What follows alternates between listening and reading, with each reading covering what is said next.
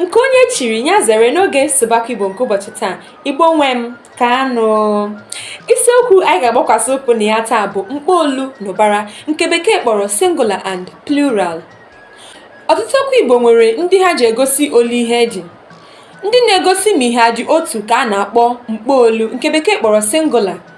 Ndị na-egosi ma ihe dị abụọ maọbụ karịa ka a na-akpọ ụbara, nke bekee kpọrọ plural. Ngwa na-etepụzi anya ka ịhụ ọmụmaatụ ndị anyị ji bịa mkpoolu ya na ụbara ya.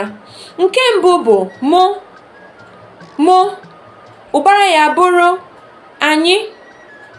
anyị.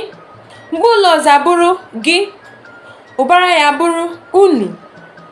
Mkpoolu ọzọ abụrụ ya, ụbara ya bụrụ ha.